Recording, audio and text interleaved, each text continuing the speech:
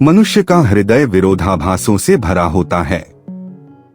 हम अक्सर सबसे अधिक प्रेम करने वाले व्यक्ति पर सबसे कम विश्वास करते हैं और सबसे मीठी बातें करने वाले अजनबी पर आसानी से भरोसा कर लेते हैं। हमारी भावनात्मक कमजोरी का फायदा उठाना शैतानी शक्तियों का सबसे पहला हथियार होता है। यह कहानी हमें सिखाती है कि जब निर्णय लेने का समय आए तो भावनात्मक इच्छा से पहले तर्क और अनुभव को जगह देनी चाहिए। बहुत समय पहले की बात है। सुरेंद्रनगर नाम के एक शांत गांव में विशाल नाम का एक 18 वर्षीय युवक रहता था। विशाल अनाथ था। उसकी मां उसे जन्म देते ही चल बसी थीं और जब वह केवल 8 साल का था तो उसके पिता जयंत काम से पास के रहस्यमय वन में गए और फिर कभी नहीं लौटे। विशाल गांव की एक पुरानी झोंपड़ी में अकेला रहता था। गांव के मुखिया धर्मपाल और उनकी पत्नी शारदा की कोई संतान नहीं थी, इसलिए उन्होंने ही विशाल को अपने बेटे की तरह पाला पोसा था। एक दिन शारदा विशाल को खाना देते हुए बोली, यह लो बेटा, आराम से खाओ, तुम्हें हम पर बोझ समझने की जरूरत नहीं है। विशाल ने उदास होकर कहा, मौसी, मैं कब तक आप पर बोझ बना रहूंगा, अब मुझे शर्म आती है। धर्मपाल जी ने भी उसे समझाया, बेटा, हमने तुम्हें अपना ही माना है, लेकिन अगर तुम काम करना चाहते हो तो जंगल अब पहले जैसा खतरनाक नहीं है। तुम जाकर लकड़ियां या शहद इकट्ठा कर सकते हो। विशाल की आंखों में चमक आ गई। उसने दृढ़ता से कहा, सरपंच जी, अब मैं आप दोनों की सेवा करूंगा और आपको अपनी संतान की कमी महसूस नहीं होने दूंगा। अगले दिन विशाल कुल्हाड़ी लेकर जंगल की ओर चल पड़ा। वह अभी गांव वालों की भलाई के बारे में सोच ही रहा था कि उसकी नजर एक अजीब काली कोयल पर पड़ी। उसका आकार सामान्य कोयलों से बड़ा था और वह कुछ डरावनी लग रही थी। विशाल ने सोचा, यह मुझे इतनी घूर क्यों रही है। तभी वह कोयल उड़ती हुई विशाल के पास आई और मानव की आवाज में बोली, मैं तुम्हें पहचानती हूँ विशाल, तुम जयंत के बेटे हो। विशाल डर गया। उसने हकलाकर पूछा, तुम एक पक्षी होकर बात कैसे कर रही हो। कोयल बोली, मैं पहले एक इंसान थी, पर एक दुष्ट तांत्रिक के शाप से कोयल बन गई। मैं तुम्हारे पिता के रहस्य जानती हूँ।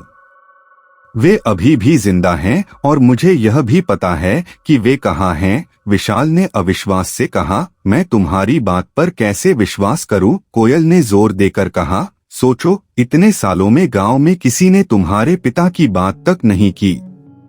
केवल तुम्हारे मुखिया और मौसी ने तुम्हें पाला है। अगर तुम अपने पिता से मिलना चाहते हो तो पहले तुम्हें मुझे इस शाप से मुक्त कराना होगा। विशाल को लगा कि वह किसी राक्षसी के जाल में फंस रहा है। वह डरकर वहां से तेजी से भागा और घर पहुंचकर मुखिया की पत्नी से सरदर्द का बहाना बनाकर सच्चाई छिपा ली।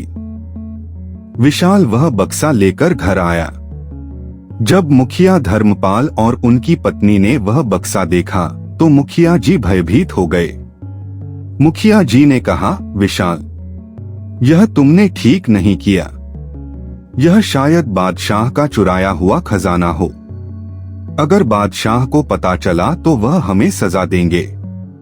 हमें इसे तुरंत दरबार में जमा करा देना चाहिए। विशाल कोयल की चेतावनी याद करके चुप रहा और उसने झूठा बहाना बना दिया कि यह बक्सा उसे जंगल में पड़ा मिला है। अपने पिता से मिलने की चाहत धन के लालच से बड़ी थी, इसलिए उसने मुखिया जी की बात मान ली और बक्सा लेकर बादशाह के दरबार में चल पड़ा। बादशाह ने संदूक देखा और उसके मन में लालच आ गया। वह जानता था कि यह खजाना उसका नहीं है, पर उसने झूठ बोल दिया, हाँ, यह मेरा ही संदूक है। तुम दोनों ने ईमानदारी दिखाई है, इसलिए तुम्हें इनाम दिया जाएगा। बादशाह ने असली खजाना अपने पास रख लिया और उन्हें इनाम के तौर पर कुछ धन देकर विदा कर दिया। विशाल वह धन मुखिया जी को देकर अगले दिन फिर जंगल की ओर चल पड़ा। उसी समय एक साधु के वेश में एक व्यक्ति वहां आया और बरगद के पेड़ के नीचे बैठ गया। कोयल उड़कर आई और विशाल से बोली, वह साधु ढोंगी है, वह तुम्हें धोखा दे रहा है। विशाल ने गुस्से में कहा, मुझे उस साधु से कोई मतलब नहीं, मुझे बस बताओ कि मैं तुम्हें शाप से कैसे मुक्त कराऊं। कोयल विशाल को एक और गुफा में ले गई, जहां शीशे की एक बोतल में पानी भरा हुआ था। कोयल ने कहा, कल पूर्णिमा की रात है, तुम्हें आधी रात को यहीं आकर आंखें बंद करके यह बोतल तोड़नी होगी। ऐसा करते ही मैं शाप से मुक्त हो जाऊंगी और तुम्हें तुम्हारे पिता से मिलाऊंगी। विशाल वहां से चला गया। उस साधु के वेश में आया व्यक्ति, जो वास्तव में विपिन नाम का एक भला आदमी था, चुपके से विशाल का पीछा करते हुए गांव तक आया।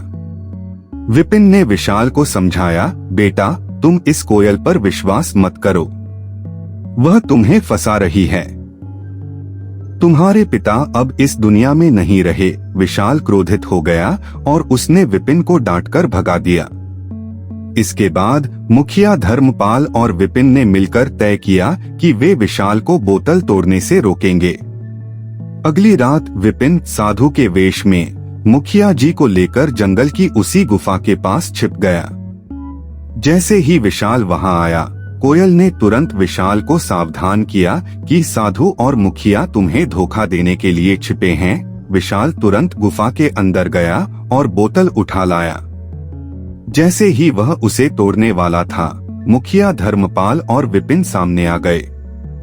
मुखिया जी ने चीख कर कहा, विशाल रुको, यह भयानक भूल मत करो, यह कोयल कोई साधारण पक्षी नहीं बल्कि एक डायन है। मुखिया जी ने तब सारा सच बताया। आज से 10 साल पहले जब तुम बच्चे थे, इस डायन ने पूरे जंगल पर कब्जा कर लिया था। तुम्हारे पिता जयंत और मैं इसे रोकने के लिए विपिन जी के पास गए। उन्होंने कहा कि इस शाप को तोड़ने के लिए तुम दोनों में से किसी एक को जंगल के कुएं में अपनी जान कुर्बान करनी होगी। तुम्हारे पिता जयंत बहादुरी से आगे आए और स्वयं यह बलिदान दिया। विपिन जी ने उनकी कुर्बानी की शक्ति से डायन की शक्तियां इस बोतल में कैद कर दी और उसे एक मूक कोयल में बदल दिया। हमने यह राज तुमसे इसलिए छिपाया ताकि तुम दुख में न जियो। कोयल डायन जोर से चिल्लाई, वे झूठ बोल रहे हैं, मैंने तुम्हें धन दिया, तुम्हारे लिए भलाई की। विशाल का भ्रम टूट गया।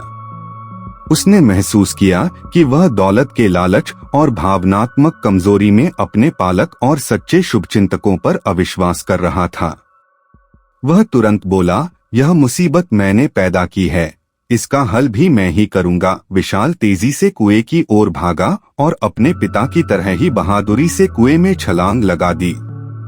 विपिन जी ने तुरंत डायन की बची खुची शक्तियों को खत्म किया और कोयल अब अपनी बोलने की शक्ति भी खो चुकी थी। मुखिया धर्मपाल ने अपने दूसरे बेटे को खो दिया था, पर गांव सुरक्षित हो चुका था। मुखिया जी ने भारी मन से गांव लौटकर फिर से हंसी खुशी जीवन बिताना शुरू कर दिया।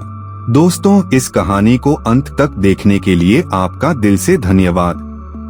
अगर आपके पास भी कोई रोचक या प्रेरणादायक कहानी है तो हमें जरूर भेजें, हम उसे दुनिया तक पहुंचाने का प्रयास करेंगे। और ऐसी ही दिलचस्प कहानियां देखने के लिए कमेंट करना न भूलें। जुड़े रहिए, अगली कहानी में फिर मुलाकात होगी। धन्यवाद।